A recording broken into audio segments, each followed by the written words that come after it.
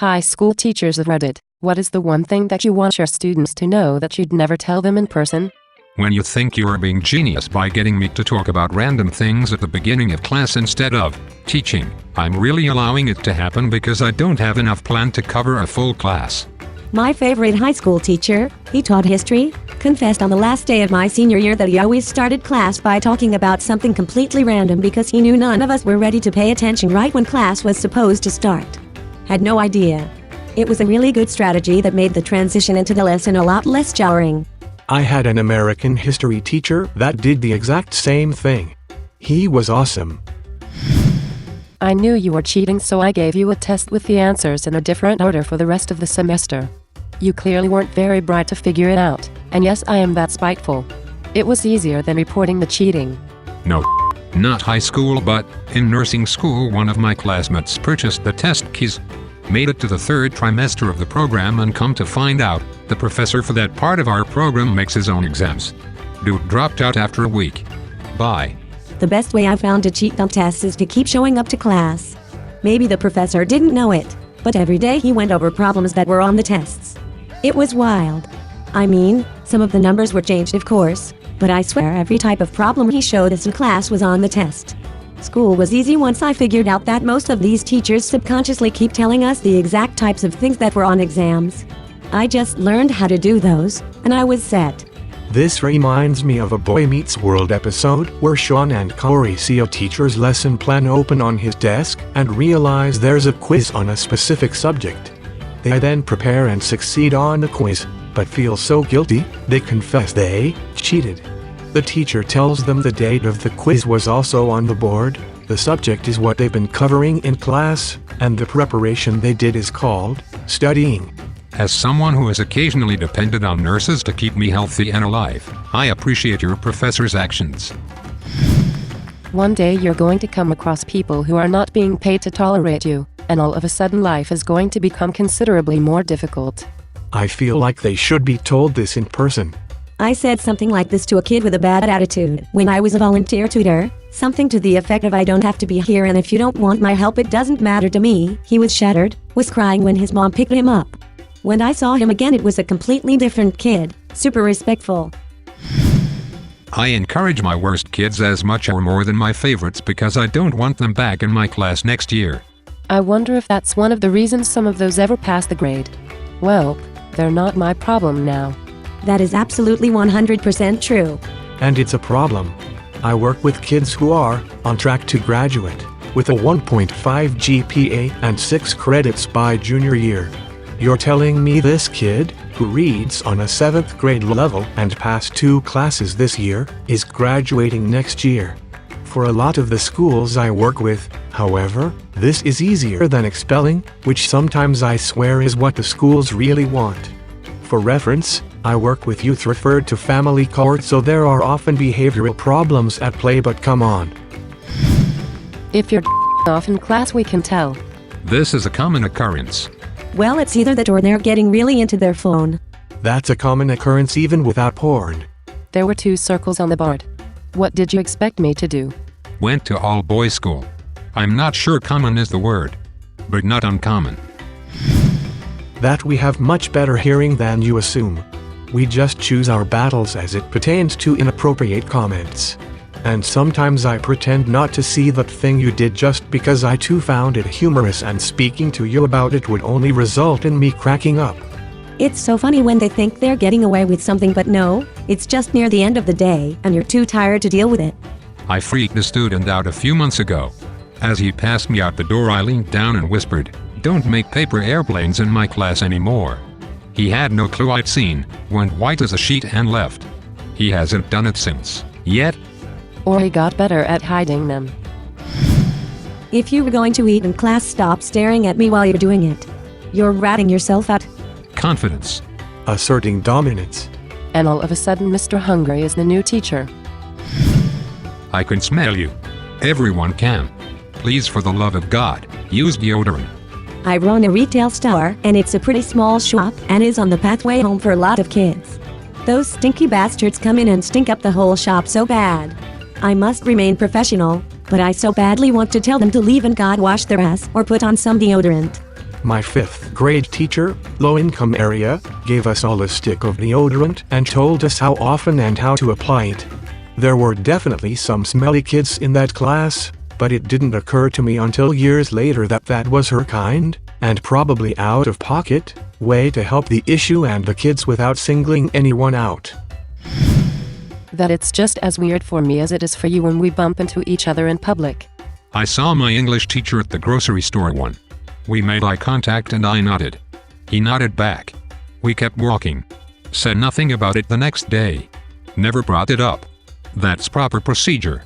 One of my high school Spanish teachers came to view my parents' guest house that was for rent. I made damn sure I went out and said hola to her. I couldn't have my Spanish teacher living 20 feet from my house, even if she was one of the hot teachers. Gabriela, the hot high school Spanish teacher, is looking for a new place to live when she finds a guest house listed on Craigslist. Little does she know it's on the property of the parents of Jimmy, her favorite student. School nights are about to get caliente this fall and mi casa es su casa. You know what, Jono? You're a little I don't care that you came to class stoned. Just stop interrupting class, and for God's sake, don't touch any power tools while you're stoned. I knew a guy that would come into first period stoned. He would always complete his work extremely fast, and accurately too. Then he would just stare at his paper or whatever when he's done. Basically a genius when stoned.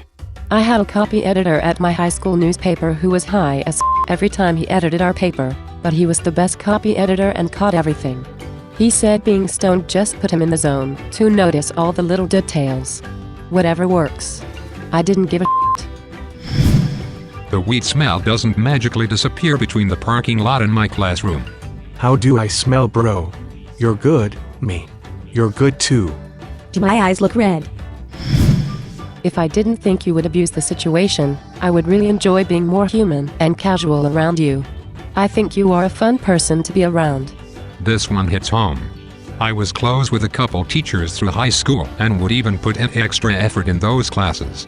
But when the teacher would get to a comfortable level around us, it was easy to forget that they got there because of the effort I put in, and it isn't an excuse to stop trying because they like you. I think this is true for all relationships, friendships or otherwise. My gamer tag. I usually say there's a policy against it, but there isn't. I just don't want to play Overwatch or whatever with a bunch of relatively good kids who turn into total monsters when they play video games. If I tell the cool ones, it'll get around. Don't do it. It's like when a kid finds out a teacher's cell phone number somehow. Then the whole school calls. I don't think I ever will. I know some teachers who play more MP games that have done it, and some have serious regrets. I'd imagine the hot teachers are very aware of the students' perception of them. One year teaching 10th grade, there was a girl very obviously crushing on me. I just made sure never to be alone with her. You don't even have to be particularly hot. It's more like this: we're aware of the fact that for some students the intimacy and power dynamics, coupled with age difference, can be erotic. I just pretend not to notice when I get certain looks. I'm a guy, BTW. Jumping on this to add something important that would otherwise get buried, yes, we are fully aware that ex-teacher is incompetent means stupid. We toe the line and show solidarity because otherwise there would be chaos. Along similar lines, I'm laying down the law on this particularly idiotic policy that administration came up with because they could fire me for not doing so. I hate it even more than you do. One of the reasons they came up with it is because you guys are idiots with no impulse control. We're all in this together, you little We're all in this together, you little is possibly the most beautiful thing I've ever heard. If I become a teacher, that would be my motto. I can definitely hear the horrible things you are saying. Yes, I see that you are on the other side of the room. I may be old to you, but I am certainly not deaf. Also, that teenage boy is definitely going to buy you a Big Mac in exchange for oral sex. 100 out 100 times. I need the story on that second one. This girl was telling a boy about how hungry she was and didn't have any money. They didn't think I could hear them, of course. She says, "I'll your if you buy me a Big Mac." We're not exactly in the best area here. I pretended like I didn't hear it, of course. I actually teach middle school rather than high school, but I'll play. I love them a whole bunch. I do actually tell them this. That's not the thing, but every single middle schooler is an like, even the best ones. They're all You can't help it at that age. Part of the process of being a good middle school teacher is accepting the shallishness and figuring out ways to work with it. Don't worry, guys, your peers, and you, will stop being soon. Most of you, anyway. Also, all the things you think your parents and teachers don't know about. We do. We've done it all. We just would prefer not to think about you doing it because you're much too young. I love this. I help my now teenage son survive middle school by reminding him every day that middle schoolers are all including him, and that it will all get better soon. He struggled so much in those 3 years, but now he's thriving in high school. Yes, I do have favorite students. No, I won't tell you who they are because that would discourage you, but yes, they are probably who you imagine them to be. I tell my students that of course every teacher has favorites, but we don't have a quota. There's always room for more. Then I tell them the characteristics I really like in students, like authenticity and perseverance. I hope your students never find out your username. Hey, it's me, one of your students. Punctuation checks out.